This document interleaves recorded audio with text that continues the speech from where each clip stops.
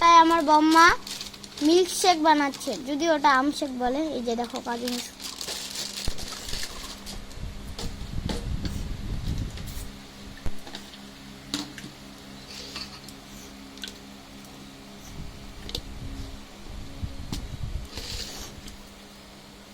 দেখো এখন মিক্সিতে করা হবে।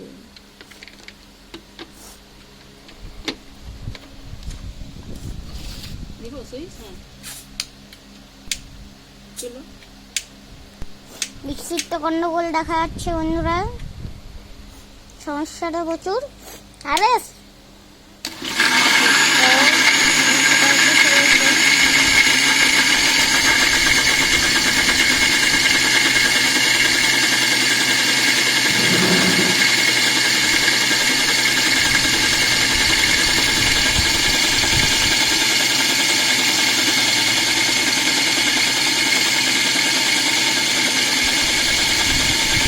এইখানে রাখো না, কই যাও তুমি?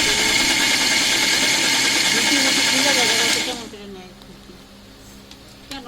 আমি তো কি গ্লাসে গ্লাসে আমি তুমি দাও তো, আগে দাও তো।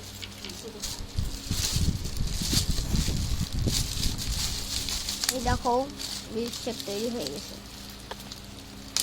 আমার বৌমা বেশ করে দিচ্ছে। চারটা দাও, তুলে নাও।